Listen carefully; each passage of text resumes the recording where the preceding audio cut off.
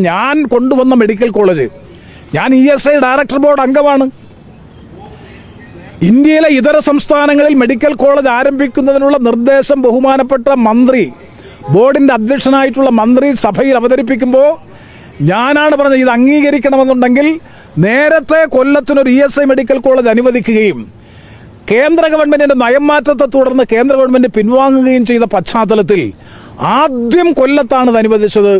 ആ ESI medical college കൊല്ലത്തുകൂടി അനുവദിക്കണമെന്നുള്ള നിർബന്ധിതമായ എൻ്റെ നിർദ്ദേശത്തിന്റെയും താല്പര്യത്തിന്റെയും അടിസ്ഥാനത്തിലാണ് 2025 ജൂൺ മാസത്തിൽ ESIയുടെ ഡയറക്ടർ ബോർഡ് യോഗം ഈ കാര്യത്തിൽ തീരുമാനമെടുത്തത്.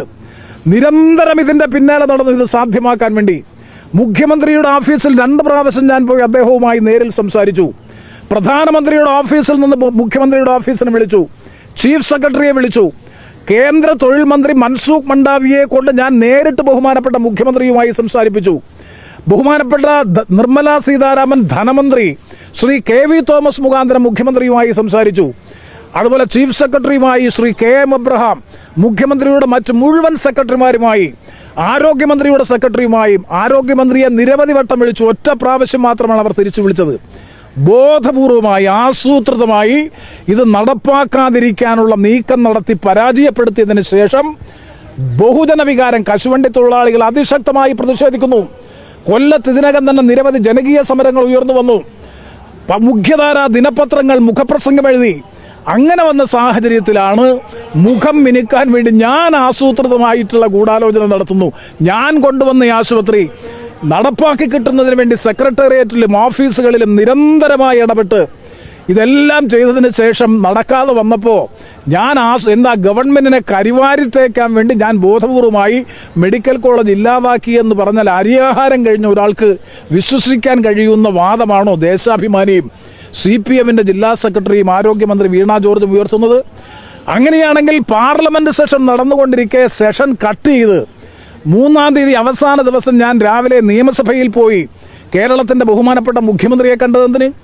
ഞാൻ ബഹുമാനപ്പെട്ട മുഖ്യമന്ത്രി പിണറായി വിജയനോട് പറഞ്ഞു, ഇന്ന് വൈകുന്നേരം സമയം അവസാനിക്കും, ഉച്ചയ്ക്കിന് മുമ്പെങ്കിലും വൈകുന്നേരത്തിന് മുമ്പെങ്കിലും ആ എസൻഷ്യാലിറ്റി സർട്ടിഫിക്കറ്റ് കിട്ടിയാൽ ഞങ്ങൾ തൃശ്ശൂർ ആളുടെ ഏർപ്പാട് ചെയ്തിരുന്നു. ഇത് കൊടുക്കാൻ എല്ലാ സംവിധാനവും കൊല്ലത്ത് ഏർപ്പാട് ചെയ്തു, തൃശ്ശൂർ ഏർപ്പാട് ചെയ്തു. എല്ലാം സജ്ജമാക്കി എസൻഷ്യാലിറ്റി സർട്ടിഫിക്കറ്റ് കൂടി NMCക്ക് കൊടുക്കുന്ന ആപ്ലിക്കേഷനോടൊപ്പം അറ്റാച്ച് ചെയ്താൽ മാത്രം മതി. വൈകുന്നേരം 7:30 മണിക്കാണ് ഉത്തരവിറക്കുന്നത്. നിങ്ങൾ വിശദമായിട്ടുള്ള റെക്ടിഫിക്കേഷൻ പ്ലാൻ നൽകണം എന്നാവശ്യപ്പെട്ടുകൊണ്ട്. വളരെ കൃത്യമാണ്, വ്യക്തമാണ്, രാഷ്ട്രീയമായ സങ്കുചിതമായ പാർട്ടി രാഷ്ട്രീയ താല്പര്യം. അതായത് എല്ലാ സഹകരണ ആശുപത്രിയെ സഹായിക്കാൻ വേണ്ടിയിട്ടാണെന്നാണോ പറയുന്നത്? ഞാൻ ന്യായമായും സംശയിക്കുന്നു. കാരണം അല്ലെങ്കിൽ എന്ത് കാരണം? ഒന്ന്, വ്യക്തിഗതമായി ഒരുപക്ഷെ പാർലമെന്റ് അംഗമെന്ന നിലയിൽ, ESI ഡയറക്ടർ ബോർഡ് അംഗമെന്ന നിലയിൽ അത്തരത്തിലൊരു മെഡിക്കൽ കോളേജ് വരുന്നത് വ്യക്തിപരമായി എനിക്കും അതുപോലെ മുന്നണിക്കും, ഐക്യജനാധിപത്യ മുന്നണിക്കും പൊതുവെ ഗുണം ചെയ്യുമെന്നുള്ള രാഷ്ട്രീയമായ താല്പര്യം. മറ്റൊന്ന് ഈ സാമ്പത്തിക താല്പര്യം തന്നെയായിരിക്കണം. അതല്ലെങ്കിൽ പിന്നെ ഇത്ര ദുർവാശി ഈ കാര്യത്തിൽ എടുക്കേണ്ട കാര്യമെന്താ? ഇനി ഞാൻ ഒരു ചോദ്യം ചോദിച്ചു, നിങ്ങൾ മാധ്യമപ്രവർത്തകർ തന്നെ അന്വേഷിച്ചോ? ഞാൻ മനസ്സിലാക്കുന്നത് ഇന്നൊരു ചാനൽ റിപ്പോർട്ട് ചെയ്തനുസരിച്ചാണെങ്കിൽ, ഞാൻ ഫയൽ കണ്ടില്ല, റിപ്പോർട്ട് ചെയ്തനുസരിച്ചാണെങ്കിൽ കണ്ടീഷണലായി സർട്ടിഫിക്കറ്റ് കൊടുക്കാമെന്നാണ് ഫയൽ പോയത്. എന്ന് പറഞ്ഞാൽ അണ്ടർടേക്കിങ്ങിന്റെ അടിസ്ഥാനത്തിൽ ഈ NMC നോംസ് കംപ്ലൈ ചെയ്തു കൊള്ളാമെന്ന വ്യവസ്ഥയുടെ അടിസ്ഥാനത്തിൽ എസൻഷ്യാലിറ്റി സർട്ടിഫിക്കറ്റ് കൊടുക്കാം. എന്തേ സർക്കാർ നൽകിയില്ല? 1. 2, ഏതെങ്കിലും സ്വകാര്യ മെഡിക്കൽ കോളേജിന് അണ്ടർടേക്കിങ്ങിന്റെ അടിസ്ഥാനത്തിൽ എസൻഷ്യാലിറ്റി സർട്ടിഫിക്കറ്റ് സർക്കാർ കൊടുത്തിട്ടുണ്ടോ? ഞാൻ എത്ര ദിവസമായി ചോദിക്കുന്നു. മന്ത്രി മറുപടി പറയട്ടെ, ഗവൺമെന്റ് മറുപടി പറയട്ടെ. ഏതെങ്കിലും സ്വകാര്യ മെഡിക്കൽ കോളേജിന് സീറ്റ് വർദ്ധിപ്പിക്കുന്നതിനോ പുതിയ മെഡിക്കൽ കോളേജ് ആരംഭിക്കുന്നതിനോ ആവശ്യമായ സൗകര്യങ്ങൾ പിന്നീട് ചെയ്തു കൊള്ളാമെന്ന അണ്ടർടേക്കിങ്ങിന്റെ അടിസ്ഥാനത്തിൽ ഗവൺമെന്റ് അനുമതി നൽകിയിട്ടുണ്ടോ? ആർജവമുണ്ടെങ്കിൽ ഗവൺമെന്റ് പറയട്ടെ, അപ്പോൾ അതിന് മറുപടി പറയാം. അപ്പോൾ വളരെ വ്യക്തമല്ലേ ഈ കാര്യത്തെ സംബന്ധിച്ചിടത്തോളമുള്ള ഗൂഢാലോചന, വലിയൊരു കോൺസ്പിറസി. ഞാനതിന് നിയതമായി പറയുന്നു, ആരോഗ്യമന്ത്രി ഇത്രയും ധിക്കാരവും ധാർഷ്ട്യവും കല്ലുവെച്ച പച്ചക്കള്ളം അതിനുശേഷം മാധ്യമങ്ങളോട് പറയുക ഞാൻ ആസൂത്രിതമായ ഗൂഢാലോചന നടത്തി മെഡിക്കൽ കോളേജ് അട്ടിമറിച്ചു ഞാനാണെന്ന് പറഞ്ഞാൽ ഇവർക്ക് മന്ത്രിയായിരിക്കാനുള്ള യോഗ്യതയുണ്ടോ?